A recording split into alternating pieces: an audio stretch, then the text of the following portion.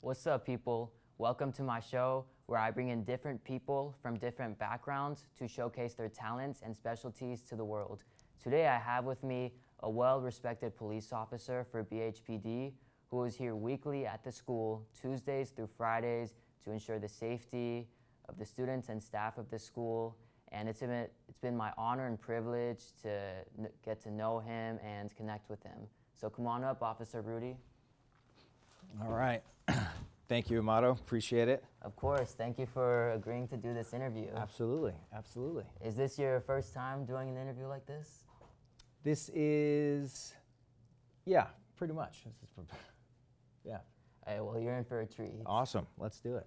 So, how long have you been on the police force for? So I've been on for 22 years. I started when I was 27, which is usually a little bit later than normal. Most people start when they're 21. And I was doing some other things before this, but when I started at 27, I really decided after 9/11 that this is really something I wanted to do. And is that, in 9/11, is that what really motivated you to dedicate your life to this career? Yeah. After watching 9/11 happen, I was pretty shocked by all of that, and I was actually trying to become an actor prior to that. And I decided that that was probably not the best thing I should be doing at that time. So I've always wanted to be a police officer since I was really little. So this is a perfect time for me to do that. And what inspired you when you were little to become a police officer?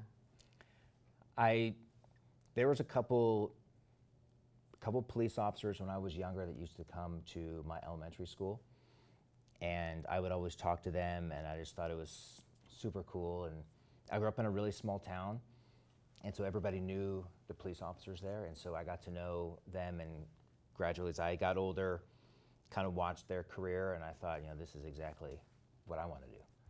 And you say you came from a small town. Where? Like, was it here in California, or were you born in a different part of the country? No, I was born in New Jersey, and so I lived there for a long time until I went to college, and came out here. My town that I grew up in had between 15 and 20,000 people. It was pretty small. And what was it like growing up in a small town compared to city of Beverly Hills, for example?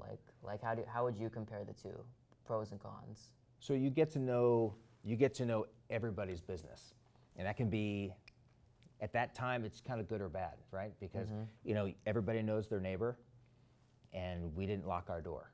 So if you had a really good relationship with one neighbor, they would just open your front door and come in for coffee when you were having your coffee, or all the kids knew each other, and we'd be outside, and one mom would just say it's dinner time, and we would all just run into the house. It was just kind of different.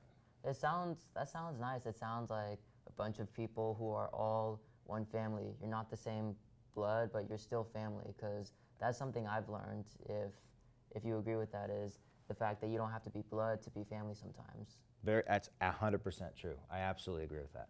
Yeah, and I saw that a lot growing up, because I'd spent a lot of time at families, my friends' families' houses, and after school or something, and that's just kind of how we grew up. It was nice. It was really cool. Is there something that you didn't like to the small town? Like, I know you mentioned everybody knew everyone's businesses. So did you not enjoy that? And was there anything else you didn't enjoy to a small town? So I didn't like, the one thing about a small town too is that, like I said, everybody knows your business, good or bad.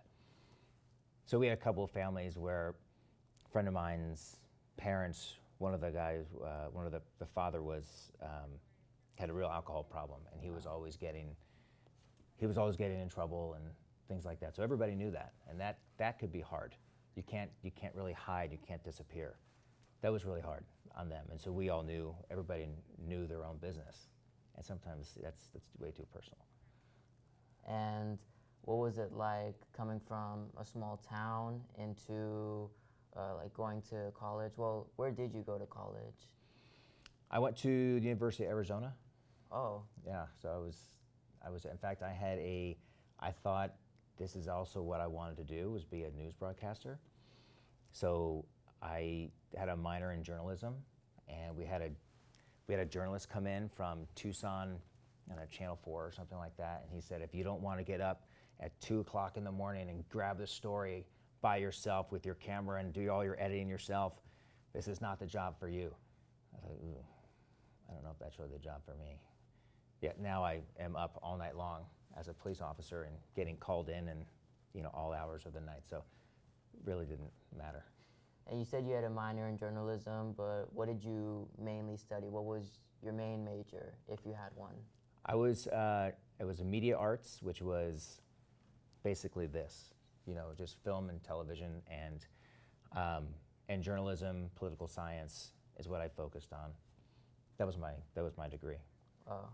Yeah. And then after college, once you graduated, you get out into the real world. What was your first ever job? My first ever job after college? Yeah. So my first ever job after college was, I'm really going to be dating myself a lot here. So before you'd go in the movie industry, when they were shooting commercials, nobody really had their own cell phone. So there were cell phone companies that rented cell phones to the film industry. And so when you were on set, you didn't have to use your own because the prices were so outrageous. It wasn't like it was today. Mm-hmm. So my job was to basically take these orders of these cell phones, deliver them, pick them up, clean them. It was a horrible job. I was making minimum wage, but I took the job because it enabled me to get off for auditions, which is what I was trying to do. So that's why I took it. And what year was this, if you remember the year? Ooh, really? You're getting deep now, aren't you? Yeah. Yeah, really gonna age me. That was like 2000, it was 99, 2000. Oh, wow. Do the math, yeah. Yeah, that's 2 years before 9/11. Yes. So you said you didn't like the job, you were making minimum wage. So did you end up quitting the job, going to something else? And if so, what other job did you enter before 9/11 and becoming a police officer? So after that, I worked at Home Depot. Oh. And I did that because I was getting married, and I had my first child. And after 9/11 happened while I was there, and I started applying to a bunch of different agencies, and here we are. And what was that process like? Not only to apply, but for the interviews. And I understand there's this whole process. First, there's the education requirements. You at least need a high school diploma, which I understand. To enter the police force, you did go to college, but that's not required. Then there's all this physical training, these physical tests as well. So what was that like? If you could dive deep down into that, that'd be great. So the application process, so for Beverly Hills requires that you have, when I applied, they require you had a college degree. Oh. So everyone that came on when I did, everybody had a college degree. Or at least you had to have some type of military. You were in the military, and they would use that training and experience as an equivalent to having a college degree. And then there's a whole application process, and you're sitting in a room with, at that time, 300 to 1,000 people taking a written test. After that, you go do your physical fitness test, and then you'd have a series of interviews where they would grill you on all kinds of things, and then a polygraph. And after that, you'd basically get the handshake and say, okay, you've been hired. And from there, you go to an academy, which is up to 6-7 months long, where you're there at 5 in the morning and you don't leave till 4 or 5 o'clock at night. So it's grueling for a good year and a half, 2 years. And as you were going through that process, were there any times at all where you had doubts, thinking, I don't know if this is the right thing for me? Because I understand sometimes we get that. We have those doubts. It's in everything. Earlier you talked about how you just had your first child, you were getting married, there can be doubts in marriage sometimes. Do I really want to stay with this person? So did you experience that at all with while you were going through the training and then you got hired and you were in the academy? So surprisingly, no, I didn't. Not for this job. I didn't at all. I was all in. This is exactly what I wanted to do. It was, to me, the academy was fun. I had somebody who talked to me beforehand to really train me up and get me physically fit and ready to go. So to me, it was just, it was fun. I actually liked it. It was like a job. I just had to show up at 5. I knew I had to leave here, and I had a bunch of homework in the meantime at night. And I knew I was going to get yelled at and screamed at for, having, a string was hanging down from my uniform. And I had to write a paper about why it was important not to have a string hanging down from my uniform, because I could hang myself with this string or something. It's ridiculous things, but it was all about structure. And it was all about, discipline and learning, really this is how things have to be done. So I enjoyed the experience. Wow, I'm glad you did. And after the academy and then after you started hitting the streets, can you describe like your first encounter that you had with like someone with a mental health problem or someone who was dangerous or violent, what that was like for you and what you did to de-escalate the situation and deal with someone like that? On more of a mental health aspect, or someone who is just more dangerous than that? More of a mental health issue? Yeah, more of a mental health issue. So with a mental health issue, I remember there was a guy who was trying to get into the doors of City Hall, and he was trying to get in. This was at night. And he was adamant that City Hall was his house. He owned the house, he owned the structure, he was living there. This is where he resided, his family was actually inside, and he was doing everything he could to break down that door.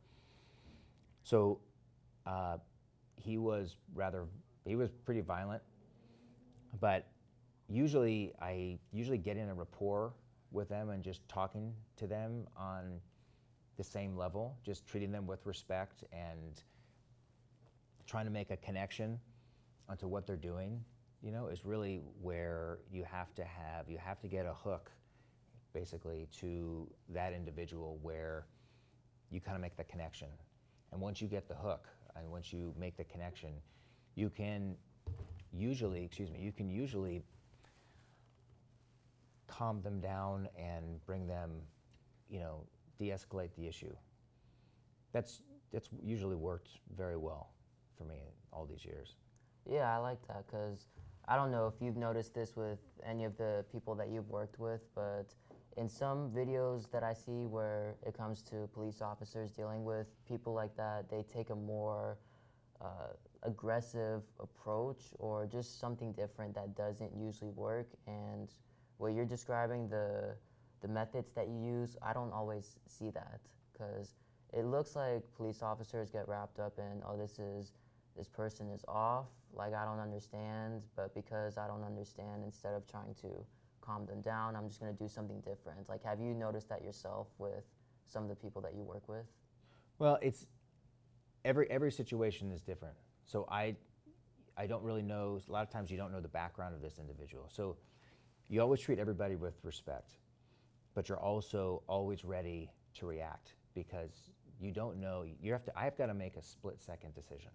Split second. And there really isn't any other job in the world where you have to make a split-second decision whether you're going to react to someone else's violence or how are you going to take this next route. And then I've got to figure out what level of force, if any, that I'm going to use to detain the person or de-escalate the situation or what have you.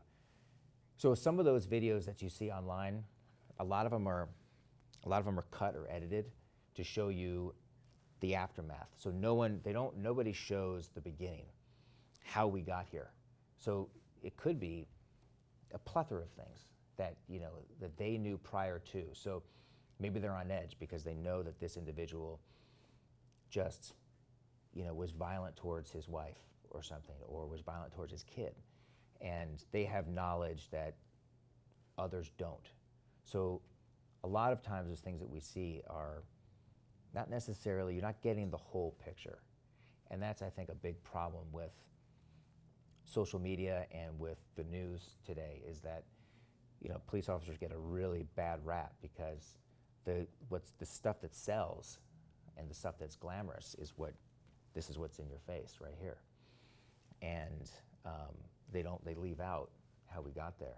I've been the victim of it myself. Yeah, I've heard multiple sides. I've heard on one side that it's the system itself that's messed up, but then I've also heard that it's really just the person who's behind the uniform, because there are some really good cops out there. You're one of them. I can see that. Well, thank you. I appreciate that. Yeah, and with speaking of the system, what changes would you like to see? Improvements on law enforcement and criminal justice, if you think there could be better changes to the system? That's a good question. I think at a bare minimum, I think there needs to be stronger laws. I think in the last few years we've gone to very lenient laws, and so it's very difficult for us as law enforcement to do our job. There are many times that we will arrest an individual in the morning, and because of the laws, the person will be cited out. And there's still a victim out there that this person has violated in some way. And now they're still a victim, but now this person is not away from them. Now this person is out again.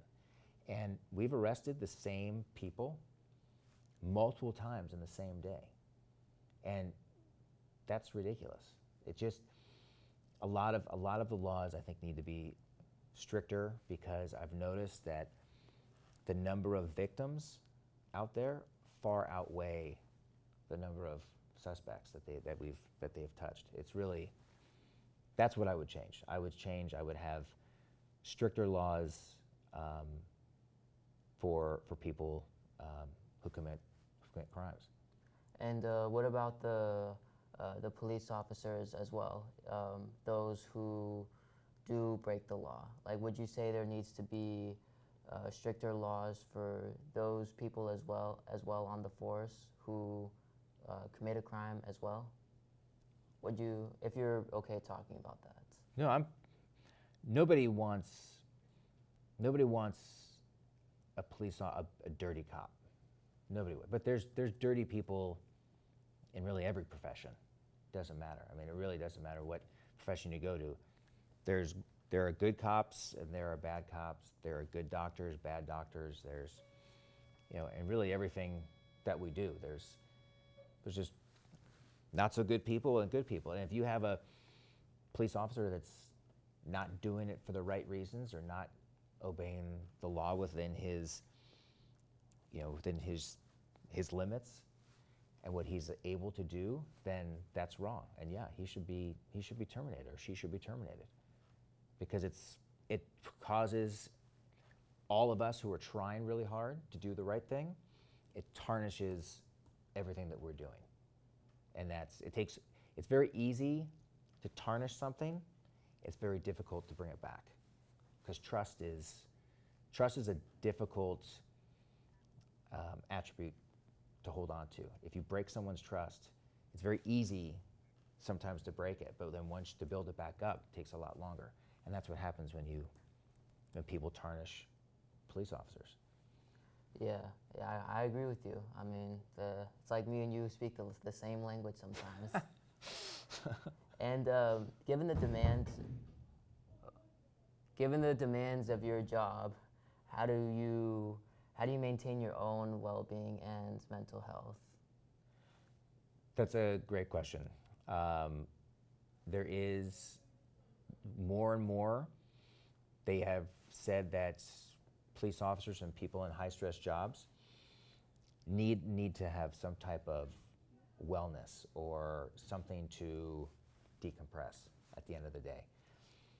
They say that we, as police officers, have a adrenaline dump, which we can go to a hot call or something, and immediately our adrenaline is high, and then the call could get canceled, or we don't need to go, or actually it wasn't as bad as we thought.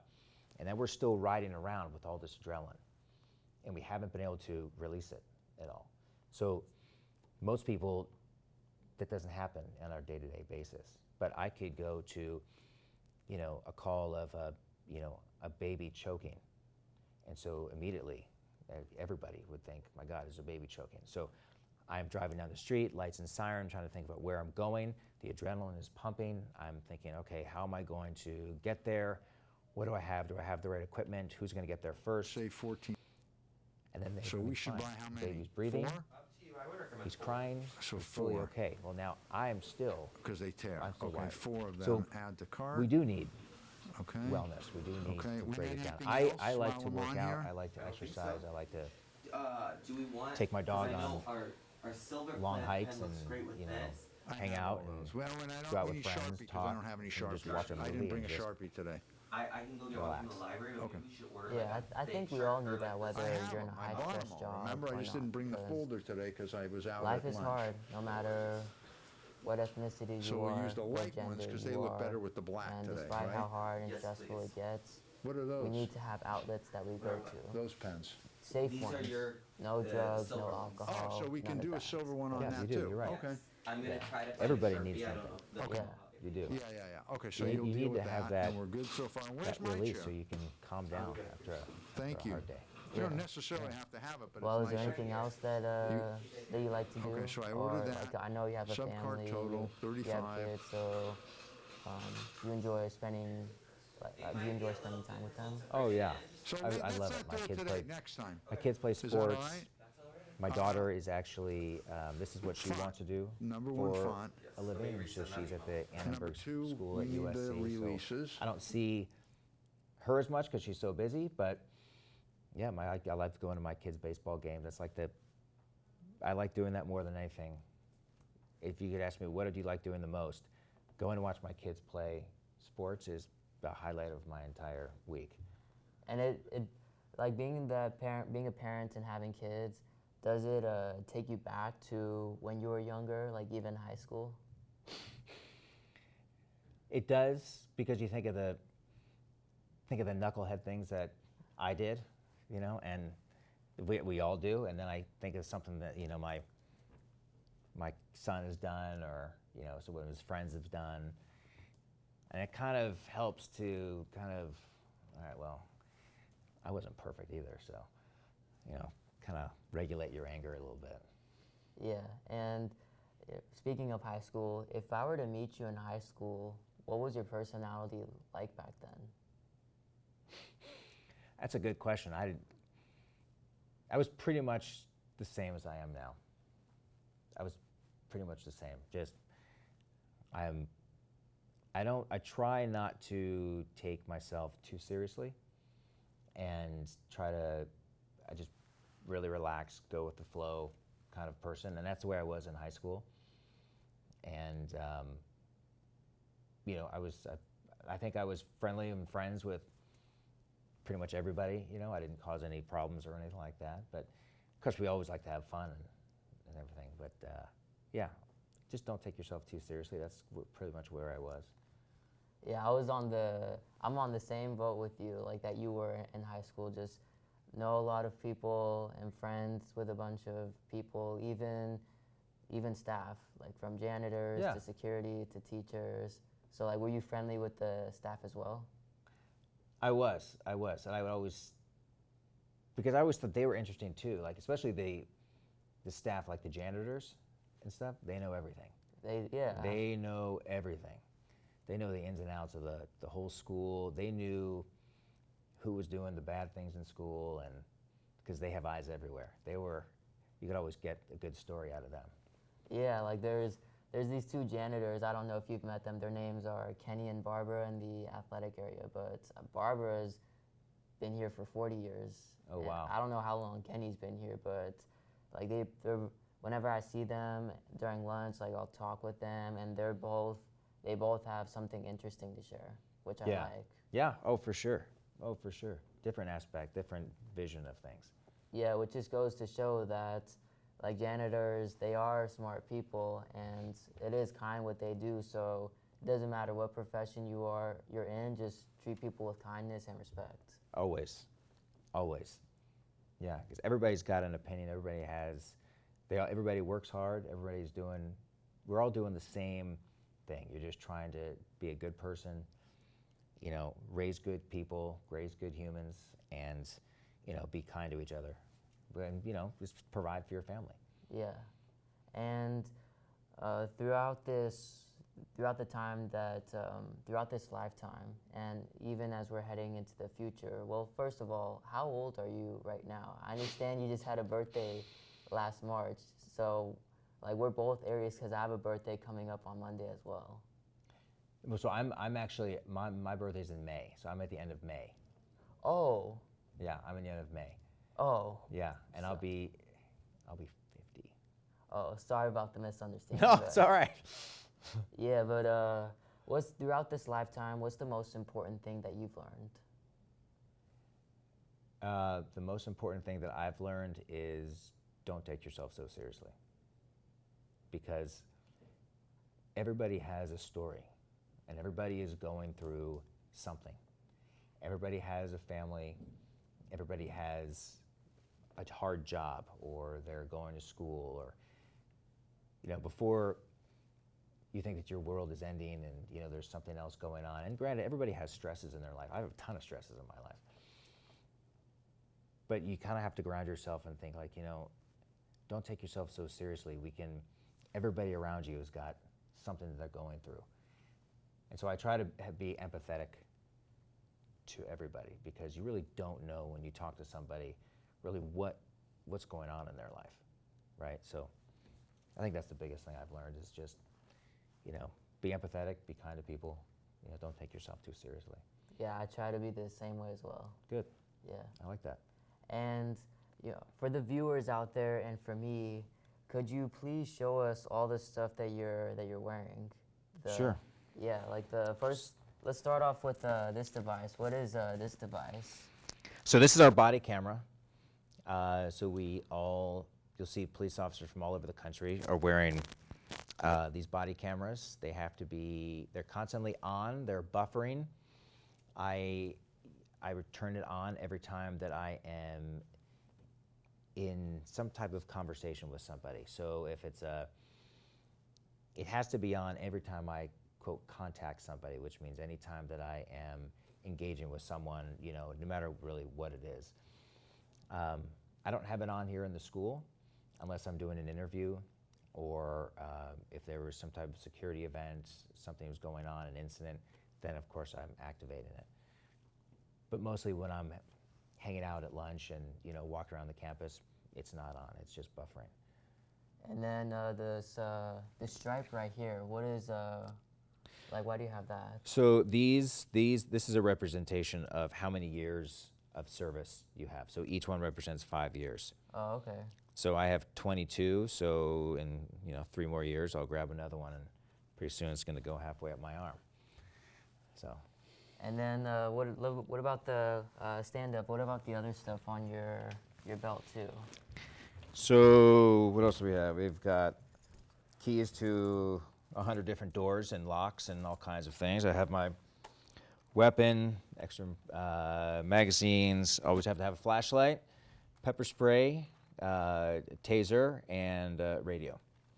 And that's everything. That's pretty much everything. Oh, and handcuffs, of course. That's pretty much it all. Wow, so you got everything. You're always always gotta be ready to go. Yeah. So. And about the pepper spray. Have you ever pepper sprayed anyone? Yes. Yes. It does. And it's awful, because not only does the person get pepper sprayed, but the cloud affects everybody else around you. Oh wow, I did not know that. Oh yeah, it's a treat. It's a real treat. Yeah, well, is there anything else, any other knowledge that you could share for me and the viewers to help with our understanding of like the tools and the situations that you and other officers go through? So I guess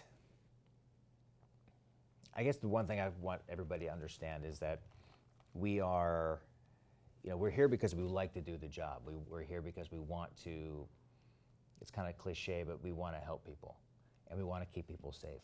Yeah. And because when there really is, I believe that there really is a line in the sand. And unless you have the police to basically hold the line is basically order. And if you don't, and you have this crossover all the time, then you create chaos, anarchy, people don't feel safe. And it's a horrible feeling when you're living in your own city and you're walking down the street and you don't feel safe. It's horrible. It is. And so that's our job. So don't be ashamed, don't feel weird to call the police if you feel like you are, in danger, you're afraid of something or a crime committed or whatever. That's what we're here for.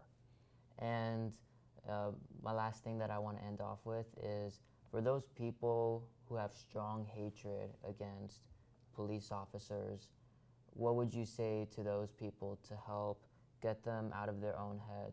Because the truth is that not every police officer is bad. You just said yourself that we need you guys in order to keep our city safe. So it's like, if you have all this hatred, who are you going to call if someone robs your house, if there's someone making you feel unsafe? So what do you have to say to those people, like to help them get out of their own mindsets? Well, the first thing I would say is that you can, no matter who is angry at us, and they can hate us all they want, but one day they're going to have to call 911, God forbid. A family member, they themselves need help or something. And the difference is we're going to go. Even though they hate us, we're going to go. And I'm still going to go. And I'm still going to be there to help that person, help that person's family to figure out their trauma.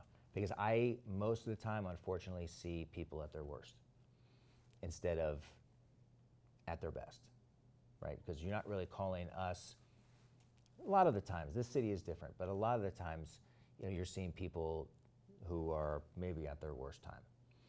So I would say if you have a problem, talk to a police officer about what your issues are and have a dialogue. Because if you're not open to dialogue and having a serious conversation where you can have your own opinion and accept the officer's opinion and back and forth, then you just create this stalemate where you just are two walls just staring at each other, and that's not right. We don't move forward. It's not good. Yeah, well, I agree with you, and I appreciate your wisdom. I appreciate, again, like I said earlier, I appreciate you being on the show. Of course. And it's police officers like you who I think truly will make a difference. So That means a lot. Thank you, man. Keep I up the appreciate good it. work. Thank you, bud. I really appreciate you. This is a lot of fun. Thanks a lot. Of course. And like I said, this is the Amado Lucero Show. Stay tapped in.